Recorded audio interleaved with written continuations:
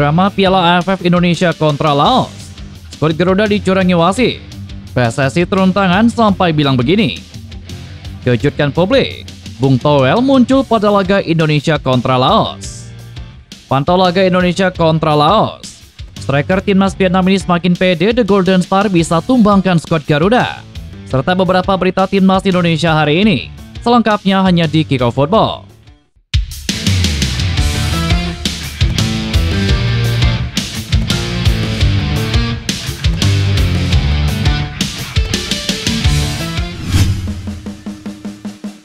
Drama Piala AFF dimulai.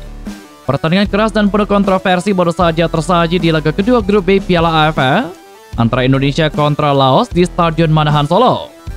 Ya, bermain di Stadion Manahan Solo, timnas Indonesia dan Laos menampilkan permainan yang saling menyerang. Balas-balasan gol pun tercipta dan skor 3-3 menjadi hasil akhir dari pertandingan sengit tersebut. Timnas Indonesia sendiri bermain dengan 10 pemain sejak menit ke-69 karena Marcelino Ferdinand terkena kartu merah. Tanpa adanya Marcelino, skuad Garuda pun kesulitan untuk mencetak gol tambahan. Gol-gol skuad Garuda diciptakan oleh Kadek Arel pada menit ke-12. Kemudian brace dari Muhammad Ferrari masing-masing tercipta pada menit ke-18 dan menit ke-72.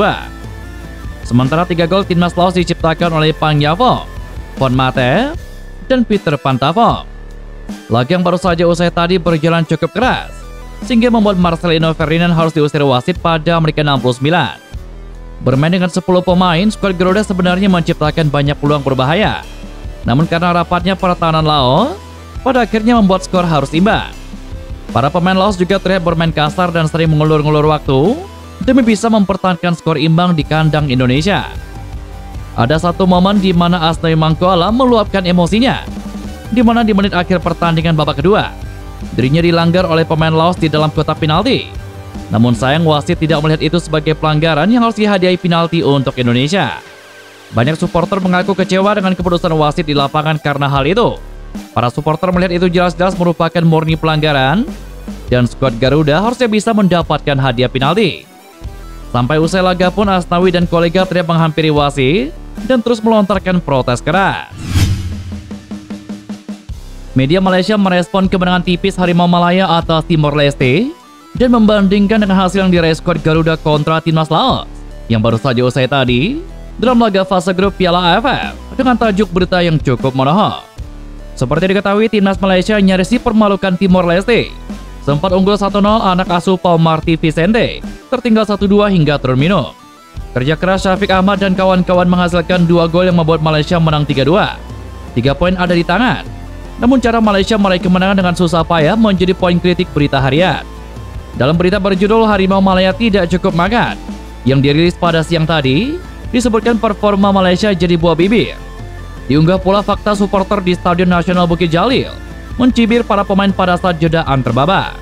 Dalam berita tersebut, berita harian juga mengutip pernyataan pengamat sepak bola Malaysia, Profesor Madya Dr. Zulak Balkarim, yang tidak menyangka tim kebanggaan negeri Ziran nyaris mendapatkan malu dari kesebelasan yang sebelumnya dilumat oleh timnas Thailand 10 gol tanpa balas.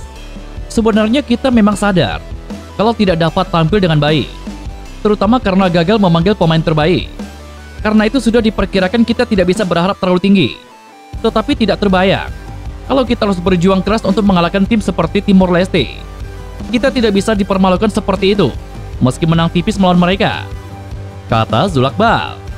3 poin yang diraih Malaysia pun dibandingkan dengan cara kesebelasan negara lain yang juga tidak menurunkan semua pemain andalan, namun tetap bisa menang tanpa rasa was-was. Sosok yang juga merupakan salah satu pengajar elit di AFC itu berharap Malaysia bisa mengambil pelajaran penting dari pertandingan melawan Timor Leste.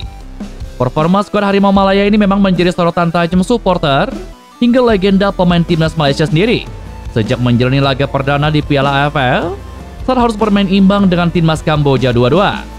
Para supporter Harimau Malaya meminta timnas Malaysia meniru bagaimana perkembangan timnas Indonesia dalam level permainan yang terus meningkat. Hal senada juga pernah disampaikan Syafiq Salih selaku legenda hidup timnas Malaysia. Syafiq Salih melihat ada progres sangat luar biasa menjanjikan dari timnas Indonesia. Usai kini persepak bola merah putih dipimpin oleh Presiden Federasi Erick Thohir dan ditambah pelatih kelas dunia Sintayong. Proses pencarian pemain berdarah Indonesia di Eropa menjadi kunci sukses skuad Garuda hingga akhirnya bisa menembus round 3 kualifikasi Piala Dunia 2026 dan bahkan menjadi satu-satunya negara Asia Tenggara yang kini berpeluang untuk lolos langsung ke ajang bergengsi dunia, yakni Piala Dunia 2026. Syafiq Sali juga melihat bagaimana skuad muda yang dimainkan Sintayong kini di ajang Piala AFL menjadi salah satu pembentukan bibit agar bisa bersaing dalam event-event besar lainnya ke depan. Lain hal dengan skuad Harimau Malaya yang seolah tidak memiliki energi dan juga semangat dalam mengembangkan permainan serta regenerasi seperti hal yang dilakukan oleh Timnas Indonesia.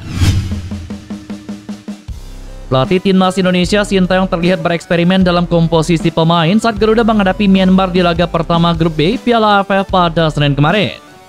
Menurut Sintayong, eksperimen harus dilakukan karena tidak semua pemain andalannya bisa tampil di event ini. Salah satu nama yang disebut Sintayong adalah Justin Hubner. Tanpa bek Wolverhampton Wanderers ini, skuad Garuda merasa kehilangan. Justin Hubner merupakan bek tengah sebelah kiri andalan Sintayong dalam formasi 3-4-3.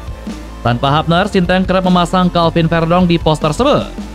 Situasi itu membuatnya terpaksa memainkan Doni Tri Pamungkas yang aslinya bek sayap kiri untuk memainkan peran Justin Hubner. Doni memang tampil sebagai bek kiri tengah saat Timnas Indonesia menghadapi Myanmar. Dia dianggap tampil apik karena mampu menjadi penggagas serangan Garuda dari lini belakang. Doni yang merupakan bek andalan Persija Jakarta diprediksi akan tetap memainkan peran itu ketika Garuda menjamu Laos di Stadion Manahan Solo pada Kamis ini. Striker Timnas Vietnam Nguyen Thanh Linh menilai Timnas Indonesia sebagai lawan krusial pada babak grup B Piala AFF. Itu disampaikan Thanh Linh seusai menang 4-1 atas Laos pada laga perdana grup B Piala AFF. Kemenangan tersebut sangat penting untuk persaingan di grup B, khususnya untuk bersaing melawan Timnas Indonesia. Vietnam akan berhadapan dengan Indonesia pada grup B Piala AFF di Stadion Viet Tri pada Minggu 15 Desember 2024. Pertandingan melawan Indonesia memiliki arti terpenting di grup ini. Hasil tersebut dapat menentukan salah satu dari 2 tiket ke semifinal dan posisi teratas grup. Seluruh tim akan beristirahat dan melakukan persiapan terbaik untuk pertandingan tersebut. Pertandingan kandang, kata Nguyen Thanh Linh. Setelah laga melawan Laos, Vietnam langsung kembali ke Vietnam. Namun tim berjulukan The Golden Star ini tidak akan menjalani pertandingan pada Kamis ini, seperti Indonesia. Saat Indonesia melawan Laos di Stadion Manahan, Timnas Vietnam libur. Mereka bisa menonton laga Indonesia sambil mempersiapkan diri menuju pertandingan tersebut. Ini keuntungan bagi Timnas Vietnam. Pasalnya jadwal Indonesia padat menuju laga melawan Timnas Vietnam. Plus, perjalanan pulang pergi dari Yangon ke Solo dan lanjut ke kota Phuto. Jika menang atas Timnas Indonesia, Vietnam punya potensi besar menjadi juara grup B. Pasalnya lawan terberat Vietnam di grup ini adalah Indonesia, meskipun dihuni pemain-pemain muda. Timnas Indonesia dipastikan tidak bakal menggunakan Stadion Utama Gelora Bung Karno Senayan Jakarta untuk menjadi kandang di Piala AFF 2024. Anggota Komite Eksekutif PSSI Arya Sinulinga yang mengatakan hal tersebut. Arya mengatakan Stadion Utama Gelora Bung Karno tidak akan digunakan sebagai kandang meski Timnas Indonesia lolos ke semifinal. Ada beberapa stadion lain yang menjadi alternatif.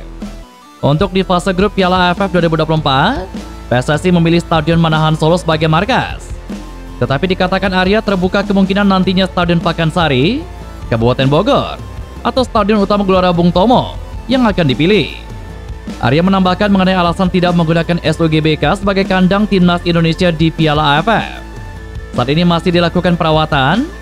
Karena adanya proses perawatan tersebut, menurut Arya, sangat kecil kemungkinan skuad Garuda untuk memainkan laga kandang Piala AFF di SUGBK. Dan itulah beberapa berita Timnas Indonesia hari ini. Jangan lupa nantikan berita-berita seputar Timnas Indonesia selanjutnya hanya di Kickoff Football.